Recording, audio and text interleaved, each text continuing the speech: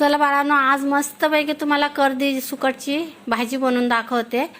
कांद्या टमाट्यामध्ये चटणी तर खूप खाल्लेली आहे बघा।